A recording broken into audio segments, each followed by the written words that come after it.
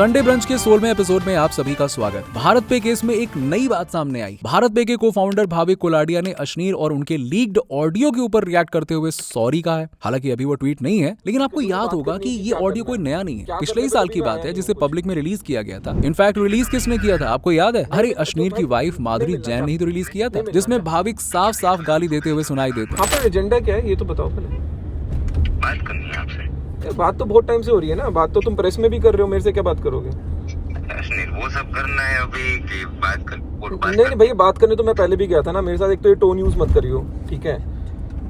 क्या ये टोन मेरे साथ मत यूज करियो कि बात करनी है कि क्या करना है। क्या करने पे तो अभी मैं आया नहीं हूँ कुछ। ठीक है, तो नहीं मिलना है ना? नहीं मिलना तो भाई नहीं मिलना, जा नहीं मिलना, जा। ठीक है, देख ले अब तो कान मार। हाँ चल। अब इतना सारा तमाशा होने के बाद आपको क्या लगता है कि अश्नीर चुपचाप सॉरी एक्सेप्ट कर लेते? नहीं, उन्होंने भी एक तमाचा लगाया, ऑफ कोर्स ट्विटर पर। उन्होंने अपने अश्नीर वाले अंदाज में भाभी को रिप्लाई दिया कि उन्हें घंटा फर्क नहीं पड़ता और वो उन्हें ट्वीट में टैग करना बंद कर दें। इसके बाद तो लोगों ने भाविक को जो ट्रोल किया कि भाई साहब भाविक की हवा ही निकल गई और भाविक ने अपना ही अकाउंट डिलीट कर दिया। जिसके बाद अश्नीर ने ट्वीट किया कि एक दिन की ट्रोलिंग तो झेल नहीं सकते, फाउंडर क्या खाक बनोगे। क्लाउड6 सिक्योरिटी फर्म ने रिपोर्ट किया है कि डोज रैट नाम का एक नया मालवेयर इंडिया के एंड्रॉइड यूजर्स को टारगेट कर रहा है। इस डोज रैट में RAT का फुल फॉर्म होता है रिमोट एक्सेस ट्रोजन। ये malware YouTube, Netflix, ChatGPT, opera mini और इंस्टाग्राम के फेक एप्स को सर्कुलेट करके call logs, audio recordings, SMS, messages, media, photos और दूसरे सेंसिटिव डेटा को एक्सेस करता है। क्लाउड6 के ट्रायर टीम ने एक SMS स्टीलर स्कैम कैंपेन के दौरान इसे ढूंढ निकाला। ये किसी नेटफ्लिक्स जैसे गेम, प्रोडक्टिविटी टूल या फिर एंटरटेनमेंट के इस्तेमाल से मालवेयर को डिस्ट्रीब्यूट करते हैं। एक बार ये इंस्टॉल हो जाए उसके बाद तो डोज रैट कॉन्टैक्ट्स, मैसेज और बैंकिंग क्रेडेंशियल्स जैसे सेंसिटिव इंफॉर्मेशन को चुराने का मौका देता है। यहाँ तक कि हैकर्स रिमोट एक्सेस से स्पैम मैसेजेस भेज सकते हैं, अनऑथोराइज्ड पेमेंट कर सकते हैं, फाइल्स मॉडिफाई कर सकते हैं, कॉल रिकॉर्ड्स देख सकते हैं, इवन फोटोज भी ले सकते हैं, बोथ फ्रंट और रियर कैमरा से। यानी आपका कैमरा रिमोटली एक्सेस हो सकता है। डोज रैट का प्रीमियम वर्जन 25 रुपए जितने कम दाम में मिल सकता है। इंडिया में रिसेंटली मालवेयर अटैक्स बढ़ने लगे और सरकार को अब इसमें वाकई में सख्त कदम उठाने की जरूरत है। आगे बढ़ने से पहले अगर आप किसी खास खबर के बारे में जानना चाहते हैं तो आप स्क्रीन पर रेफर करके डिस्क्रिप्शन में दिए गए न्यूज चैप्टर से डायरेक्टली उस टाइम स्टैम्प पर जा सकते हैं। चलिए बिना किसी देरी के हम आगे बढ़ते हैं। अमेरिकन टेक जायंट एनवीडिया दुनिया की पहली चिप मेकर कंपनी है जिसने $1 ट्रिलियन का मार्केट कैप हिट किया है। Yes, Nvidia graphic processing unit यानी कि GPUs की डिजाइनिंग और मैन्युफैक्चरिंग करते हैं। पिछले 8 महीने में एनवीडिया का स्टॉक वैल्यू 3 गुना तक बढ़ गया है। इसके चलते एनवीडिया दुनिया की 9वीं कंपनी बनी है जिसने ये मुकाम आखिरकार हासिल कर लिया है। एप्पल 2018 में 1 ट्रिलियन मार्केट कैप वाली कंपनी बनी थी, Amazon भी 2018 में और माइक्रोसॉफ्ट 2019 में, अल्फाबेट 2020 में, मेटा और टेस्ला 2021 में इस लिस्ट में शामिल हुए थे। दुनिया की largest asset management company black rock ने दुनिया के मोस्ट वैल्यूड एडटेक स्टार्टअप यानी कि बायजूस के वैल्यू को 62% से कम कर दिया है। बायजूस से ज्यादा किसी भी एडटेक कंपनी का नाम खराब नहीं हुआ है। हाल ही में इंडियन फाइनेंशियल प्रोब एजेंसी यानी कि एनफोर्समेंट डायरेक्टोरेट ने यानी ED ने बायजूस के प्रीमाइसेस पर रेड भी डाली थी, लेकिन ब्लैक रॉक ने पहले भी बायजूस के वैल्यूएशन को कम किया है। लेकिन इस साल फंडिंग विंटर के दौरान इंडिया के यूनिकॉर्न्स की वैल्यूएशन लगातार कम होती जा रही है। मैं आपको एक लिस्ट दिखाता हूं, आप ये देखिए, ये वाली लिस्ट। फिडेलिटी इन्वेस्टमेंट्स ने कॉन्वर्सेशनल मैसेजिंग प्लेटफॉर्म गपशप के वैल्यूएशन को $1.4 बिलियन से घटाकर $947 मिलियन तक कम कर दिया है। इसमें गपशप का यूनिकॉर्न स्टेटस भी चला गया है। सेम इन्वेस्टर ने ई कॉमर्स यूनिकॉर्न मीशो का वैल्यूएशन भी $4.9 बिलियन से घटाकर $4.4 बिलियन तक कर दिया है। एडटेक यूनिकॉर्न यूरोडिट्स $3.2 बिलियन से $2.9 बिलियन तक कर दिया है। बेरॉन कैपिटल ने डेकाकॉन फूड एग्रीगेटर स्विगी के वैल्यूएशन को 2 बार कम किया है। पहली बार $10.7 बिलियन से डायरेक्ट $7.3 बिलियन और फिर $6.5 बिलियन।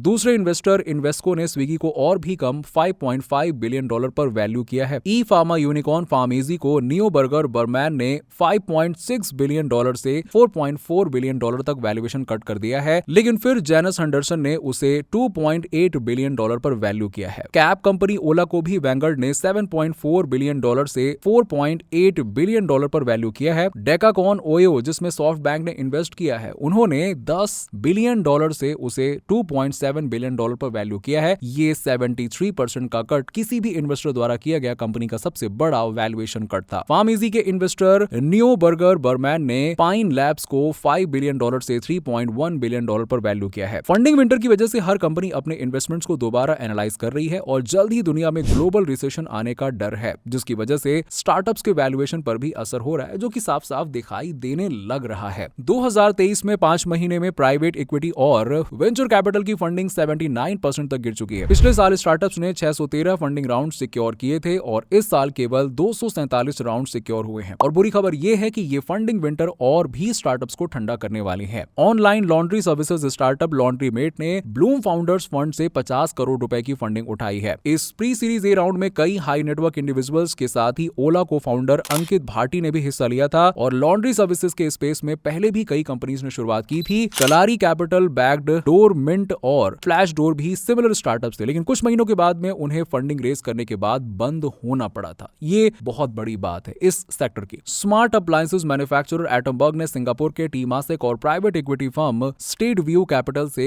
$86 मिलियन की फंडिंग उठाई है। इस राउंड के बाद में एटमबर्ग की वैल्यूएशन लगभग 400 से 450 मिलियन डॉलर हो चुकी है और इस फंडिंग विंटर के दौरान इन्वेस्टर्स अपने इन्वेस्टमेंट्स को डाइवर्सिफाई कर रहे हैं। एटमबर्ग फैन, मिक्सर ग्राइंडर और स्मार्ट लॉक जैसे अप्लायंसेस बना रहा है और इस फंडिंग से वो अपने मैन्युफैक्चरिंग कैपेबिलिटीज को बूस्ट करने वाला है और नए प्रोडक्ट लॉन्चेस को सपोर्ट करने वाले हैं। Bengaluru based space startup Pixxel ने गूगल से $36 मिलियन की फंडिंग उठाई है। ये गूगल की फर्स्ट मेजर इन्वेस्टमेंट है इंडिया के स्पेस सेक्टर में। उनके पुराने investors radical ventures, light speed venture partners, Bloom ventures, grow x, Sparta और अर्थरा वेंचर्स पार्टनर्स ने भी इस राउंड में हिस्सा लिया था। पिक्सल ने कुल मिलाकर $71 मिलियन की फंडिंग उठाई है और पिक्सल इंडिया के टॉप प्राइवेट स्पेस स्टार्टअप्स में से एक है। वो अपने सैटेलाइट के थ्रू हाइपर स्पेक्ट्रल इमेजिंग पर काम करते हैं। हाइपर स्पेक्ट्रल इमेजिंग एक टेक्निक है जिससे लाइट के स्पेक्ट्रम को छोटे स्पेक्ट्रल बैंड्स में डिवाइड किया जा सकता है। 2020 में उन्होंने अपने फर्स्ट सैटेलाइट आनंद को लॉन्च किया था। पिक्सल हाइपर स्पेक्ट्रल एनालिसिस के लिए अक्वरा पर भी काम कर रहा है, जो एक artificial intelligence powered analytic platform है। अप्रैल में सरकार ने स्पेस प्राइवेटाइजेशन पॉलिसी लाकर स्पेस में भी इन्वेस्टमेंट्स को प्रोत्साहन दिया है। मार्च में पिक्सल ने यूनाइटेड स्टेट के एनआरओ के साथ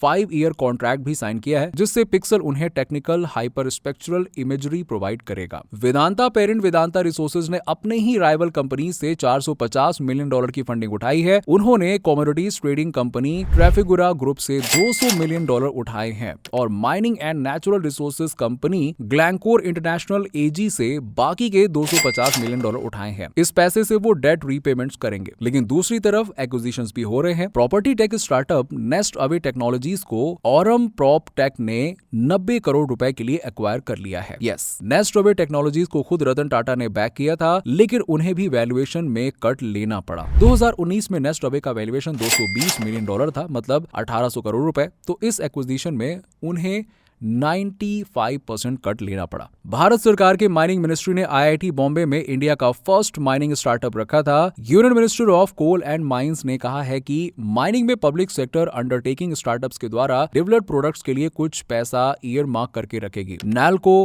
हिंडाल्को इंडस्ट्रीज, एनएमडीसी और हिंदुस्तान जिंक के टॉप एग्जीक्यूटिव्स भी इस मीटिंग में आए थे। ये सरकार का काफी अच्छा इनिशिएटिव है, क्योंकि आईआईटीज में खासकर कंप्यूटर साइंस, मैकेनिकल और आईटी को ही महत्व दिया जाता है। तो माइनिंग और मेटालर्जी के डिपार्टमेंट्स को आगे एनकरेज करके माइनिंग में कई प्राइवेट प्लेयर्स की एंट्री हो जाएगी। ओपन एआई गवर्नेंस पर आइडियाज के लिए $1 लाख के ग्रांट्स ऑफर कर रहा है। ये ओपन एआई ने पहले भी इस तरह के फंड एक्सपेरिमेंट्स ट्राई किए थे, जहां वो अपने वेबसाइट पर इनोवेटिव आइडियाज के बदले प्राइज देते हैं। अब ओपन एआई चैट जीपीटी को डेमोक्रेटिक प्रोसेस में सिस्टमैटिकली लागू करना चाहते हैं। इसके अलावा और भी कुछ खबरें आई हैं। इलॉन मस्क रिचेस्ट पीपल की लिस्ट में वापस से टॉप पे पहुंच गए हैं और मस्क का नेटवर्थ $192 बिलियन है। उन्होंने लुई विटॉन के बर्नार्ड अर्नोल्ड को सेकंड नंबर पर धकेल दिया है। और हाँ, एक और ये खबर आ रही है कि यूएस ने किसी तरह से अपने फर्स्ट एवर डेट सीलिंग को अवॉइड किया है। इंडियन ओरिजिन एग्जीक्यूटिव अजय बंगा जून 2 को वर्ल्ड बैंक के 14वें प्रेसिडेंट बन गए हैं और अगले 5 सालों के लिए वो प्रेसिडेंट बने रहेंगे। वर्ल्ड बैंक जैसे ग्लोबल फाइनेंशियल इंस्टीट्यूशन को हेड करने वाले वो पहले इंडियन अमेरिकन है और गो फर्स्ट के इंटरिम रेजोल्यूशन प्रोफेशनल यानी कि IRP से रिपोर्ट्स आई है कि वो ऑपरेशनल रिज्यूम करने के लिए तैयार है। तो दोस्तों, आज के लिए फिलहाल इतना ही। उम्मीद है कि आपको वीडियो पसंद आया होगा। अगर आप ऐसे टॉपिक पर वीडियो पसंद करते हैं तो प्लीज चैनल को सब्सक्राइब करना ना भूलें। मिलते हैं आपसे अगले वीडियो में।